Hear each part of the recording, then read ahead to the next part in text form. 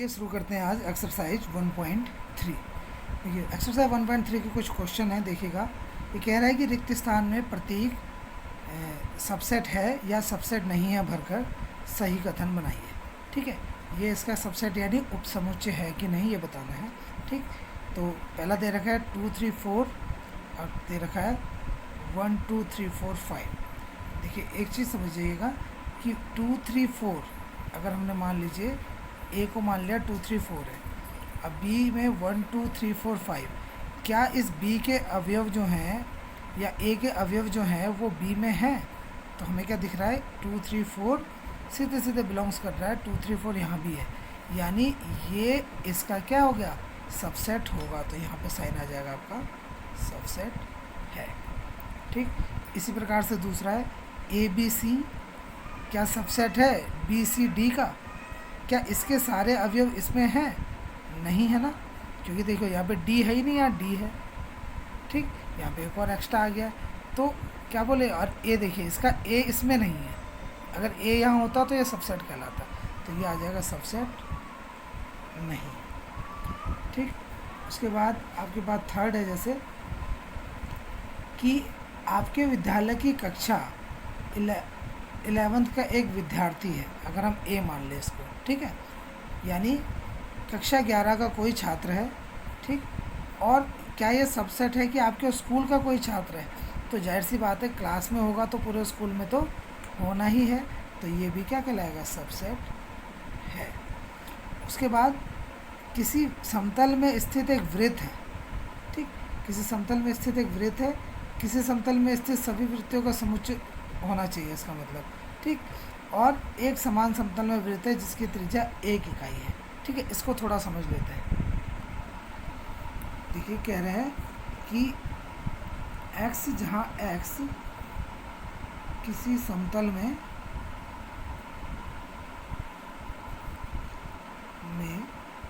स्थित एक वृत्त है, एक वृत्त है। ठीक है, तो इसका सीधा सीधा मतलब है कि समतल में से सभी वृत्तों का समुच्चय होना चाहिए, यानी ये क्या है किसी समतल में स्थित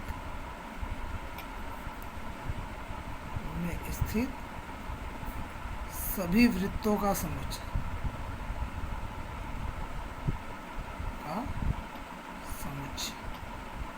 ठीक है, ये हो गया।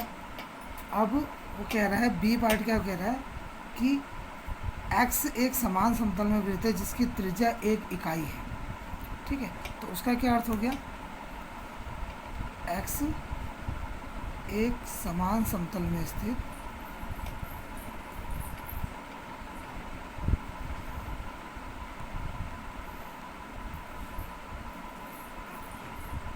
वृत्त है जिसकी त्रिज्या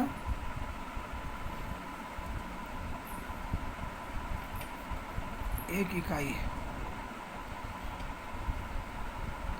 ठीक है, तो इसका सीधा सीधा क्या अर्थ हो जाएगा, इसका अर्थ ये हो जाएगा कि समान समतल में स्थित 1 सेंटीमीटर त्रिज्या के वृत्तों का समुच्चय, समान समतल में स्थित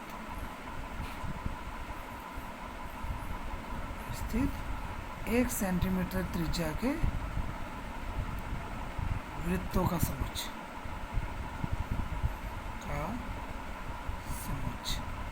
ठीक है, तो देखिए दोनों में अंतर है। ये समतल में सभी वृत्तों का है, ये केवल उन वृत्तों का है जिसकी त्रिज्या 1 सेंटीमीटर होगी। अगर ये पहले होता 1 सेंटीमीटर वाले त्रिज्यों का और ये बाद में होता तो हम क्या बोलते कि इन सभी में 1 सेंटीमीटर वाले त्रिज्या के वृत्त भी हो सकते हैं, तो ये इसका सबसेट कहला सकता है, लेकिन ये इसका सबसेट नहीं होगा। तो देखिए इसका आंसर आ जाएगा क्या कि यह एक सबसेट नहीं है। ठीक, अगला क्वेश्चन है कि किसी समतल में स्थित एक त्रिभुज है और किसी समतल में स्थित एक आयत है। तो जाहिर सी बात है त्रिभुज और आयत का कोई आपस में कॉम्बिनेशन नहीं है, तो ये भी सबसेट नहीं होगा। ठीक है, उसके बाद किसी समतल में स्थित एक समबाहु त्रिभुज है और किसी समतल में स्थित एक त्रिभुज है। तो देखिए समबाहु त्रिभुज हो या विषमबाहु हो या अन्य त्रिभुज हो, सारे त्रिभुज एक त्रिभुज के अंतर्गत ही आते हैं। तो ये सारे त्रिभुज समबाहु वाले इस समतल में स्थित त्रिभुज के अंतर्गत आएंगे, तो ये सबसेट होगा, तो ये सबसेट है। ठीक है। उसी प्रकार एक समप्राकृतिक संख्या है और एक पूर्णांक है। ठीक है, समप्राकृतिक संख्या है और एक पूर्णांक है। तो देखिए पूर्णांक क्या होते हैं। समप्राकृतिक संख्या की बात करते हैं, अगर समप्राकृतिक संख्या क्या होगी, समप्राकृतिक संख्या 2, 4, 6, 8 ये हो जाएगा।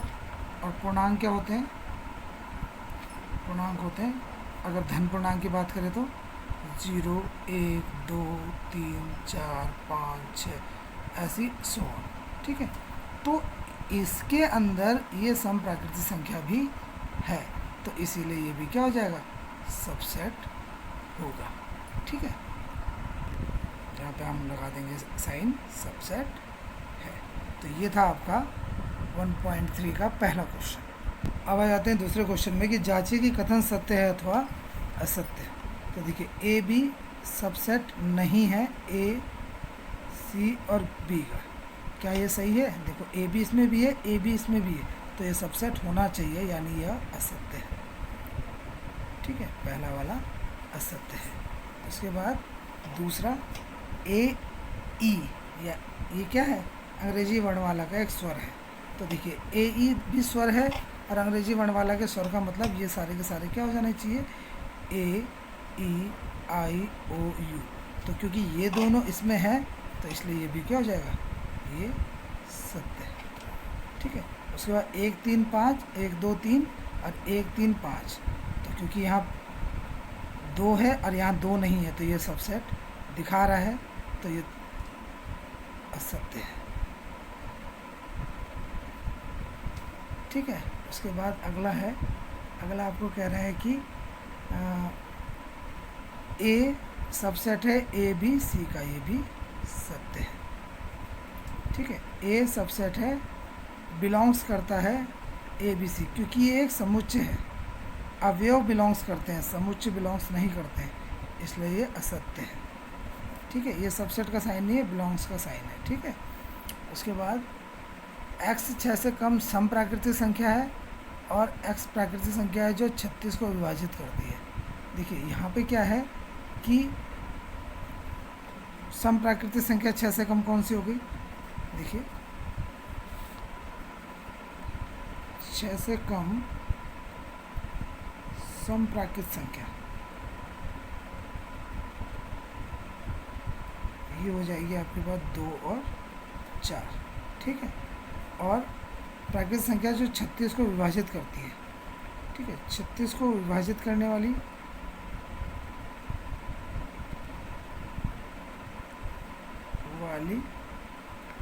प्राकृतिक संख्या कौन सी है,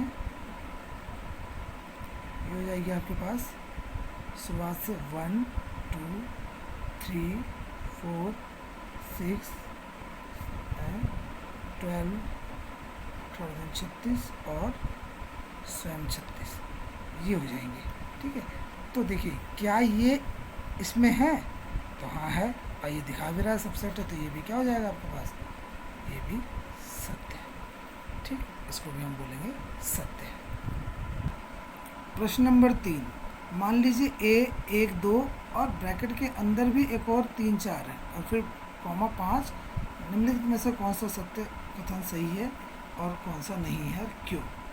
ठीक है, देखिए यहाँ पर आपको अगर दे रखा है तो देखो, क्योंकि आपको दिया है a बराबर 1 2 ब्रैकेट के अंदर 3 4 और फिर 5। ठीक है, ये दे रखा है, और देखो तो यहाँ से क्या, इससे क्या मिलता है हमें कि एक बिलोंग करता है इसको, 2 भी बिलोंग करता है ए को, 3 और 4 भी बिलोंग्स करते हैं ए को, 5 भी बिलोंग्स करता है ए को।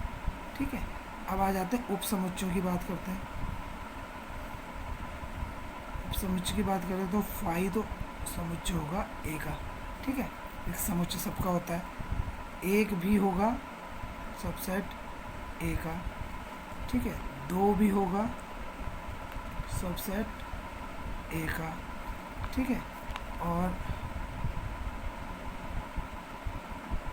3 4 भी होंगे सबसेट ए के, ठीक है, 5 भी होगा, सॉरी, सबसेट ए का, ठीक है। और क्या क्या हो सकते हैं, अब दो दो करके लेते हैं। 1 2, यानी 1 2 भी होगा सबसेट ए का। 1 के साथ अब 3 4 भी ले लेते हैं, ये भी सबसेट होगा ए का। और 1 के साथ 5 भी ले लेते हैं, ये भी सबसेट होगा ए का, ठीक है, ये भी सबसेट ए का हो जाएगा, ठीक। एक के साथ के हो गए, अब आ जाते हैं 2 के साथ ले लेते हैं, 3 और 4, ये भी सबसेट है ए का, ठीक है। और 2 के साथ ले लेते हैं 5, ये भी सबसेट है ए का, ठीक है। और 3 4 के साथ क्या बचा, 5 बचा, ये भी सबसेट है ए का। ये सारी चीज़ें हैं जो इसमें मौजूद हैं, ठीक है। तो इसीलिए पहला जो बोला है उसने कि क्या 3 4 सबसेट है ए का, तो देखिए 3 4 सबसेट है ए का, ये तो असत्य हो जाएगा ना। क्यों होगा, क्योंकि 3 4 बिलोंग्स करता है ए को, सबसेट तो 2 ब्रैकेट लगने चाहिए थे, ठीक है। तो इसलिए पहला वाला तो हो जाएगा इसमें गलत, कारण हमने आपको बता दिया, पहला आ जाएगा असत्य। क्यों, क्योंकि 3 4 जो है समुच्चय ए का उप समुच्चय नहीं है,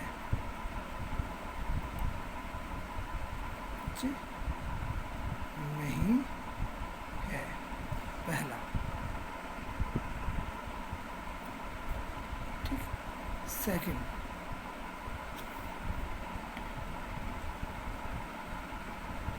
उन्होंने बोला है कौन सा कथन सही नहीं है, तो सेकंड की बात करते हैं।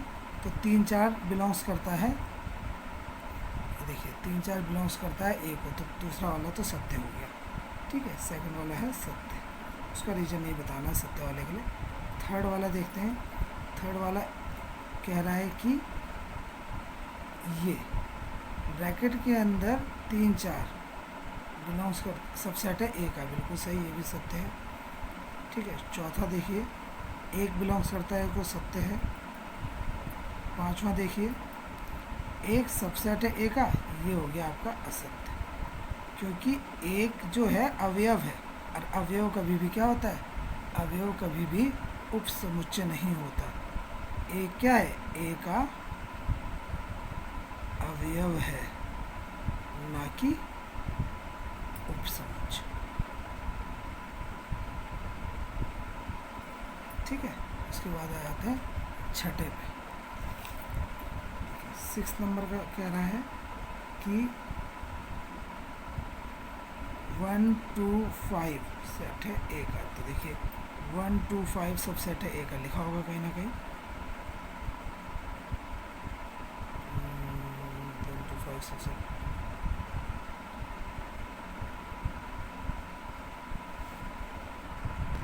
अच्छा देखिए, यहाँ के बाद थोड़ा सा भी 3 वाली डिजिट हमने लिखना भूल गए।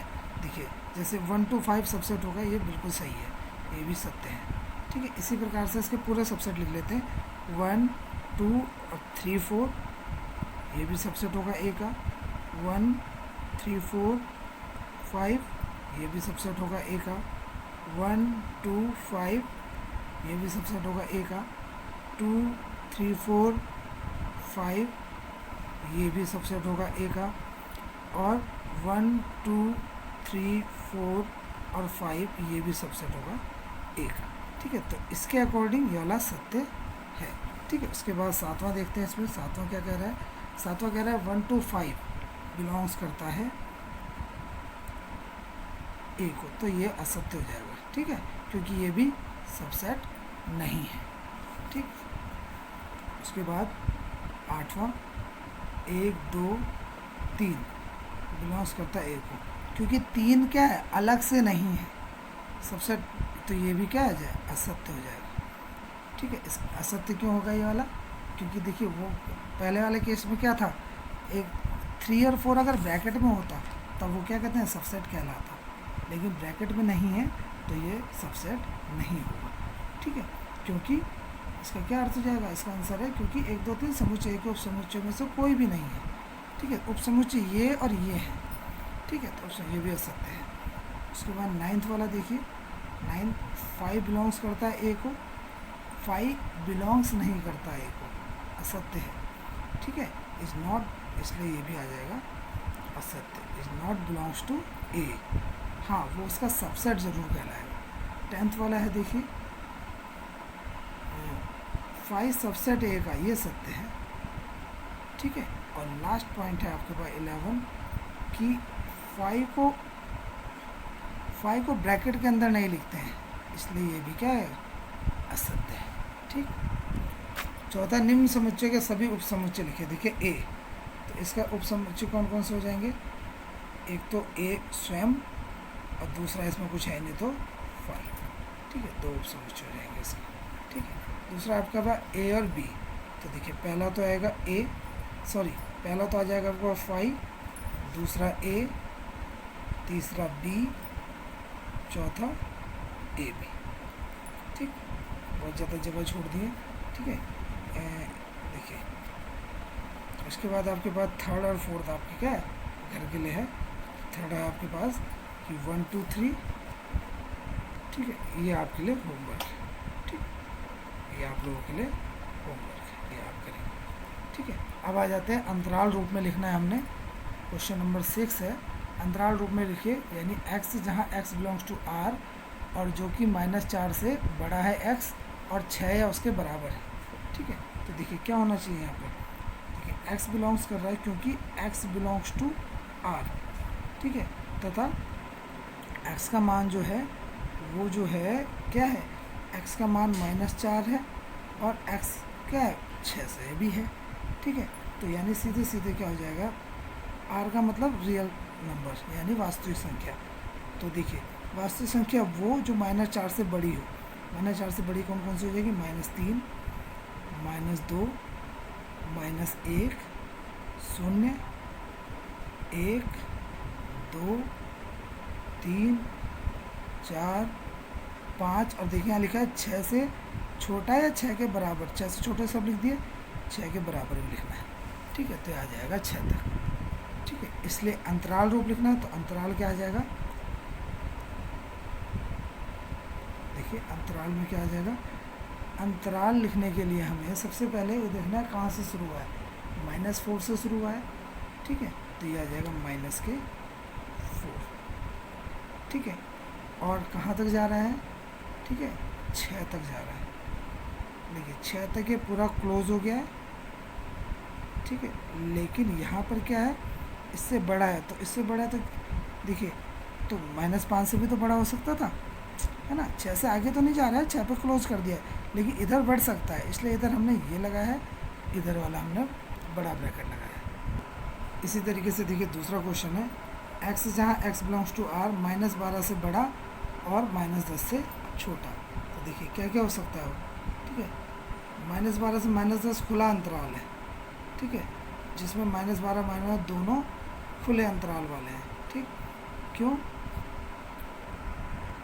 आइए मैं आपको समझा देता हूँ कि ओपन और क्लोज कहाँ पर होते हैं। देखिए अगर आपको कुछ अंतराल इस तरीके से समुच्चय इस तरह से दिया है, x जहाँ x, ठीक है, बिलोंग्स कर रहा है, x जहाँ x क्या है, बड़ा है किससे, कुछ इस तरीके से, मतलब x जहाँ a से तो क्या है, बड़ा है, लेकिन b से छोटा है। दोनों तरफ जब क्लियर दे दिया गया हो बड़ा, मतलब नॉट इक्वल, बराबर का साइन नहीं होना चाहिए, तो ये तो कहलाते हैं ओपन इंटरवल। ओपन यानी इसे हिंदी में बोलते हैं विवृत अंतराल। ठीक है, विवृत अंतराल हिंदी में बोलेंगे। ठीक है, और ओपन इंटरवल कहलाता है।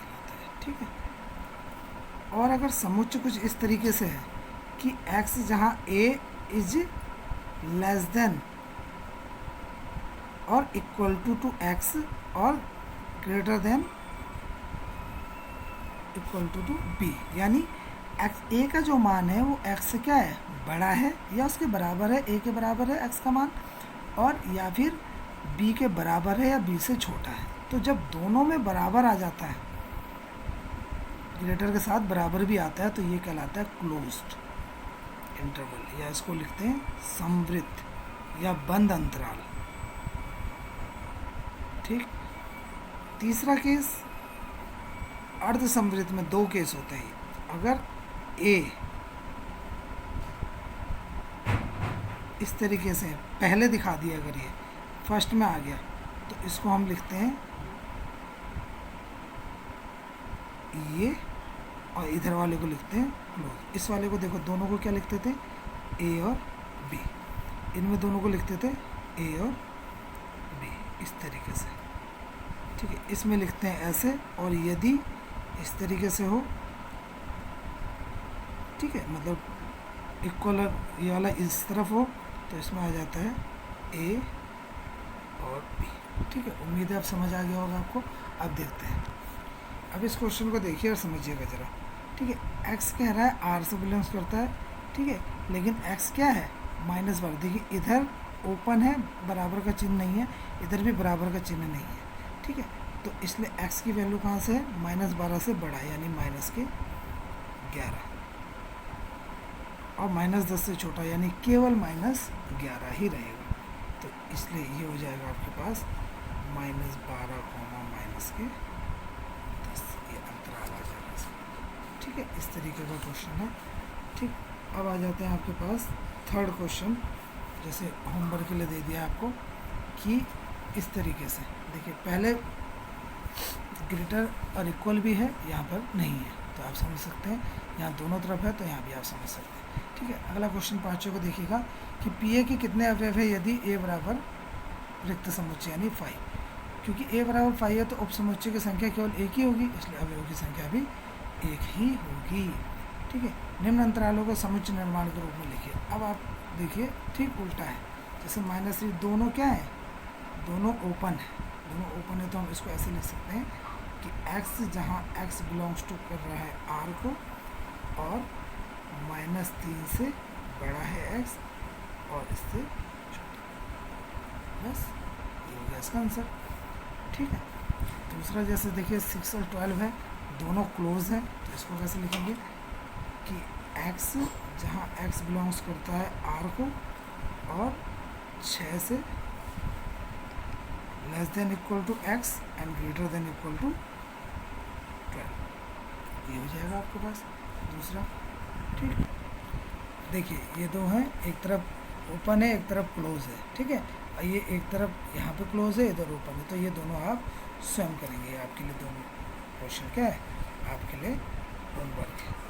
ठीक, अब आ जाते हैं नेक्स्ट, जो कि है आपका नेक्स्ट चैप्टर, नेक्स्ट एक्सरसाइज 1.4, और उसके लिए कुछ अलग अलग संक्रियाएं हैं, जिसे हम ऑपरेशन भी बोलते हैं, यूनियन, इंटरसेक्शन, ठीक है, और क्या कहते हैं, कैंसलेशन वगैरह। अब इसमें क्या करना है आपने, इसमें कुछ थ्योरिकल पार्ट भी है और कुछ न्यूमेरिकल पार्ट भी है। ठीक है, थ्योरिकल से हम समझेंगे और उसको फिर क्वेश्चन आंसर करेंगे।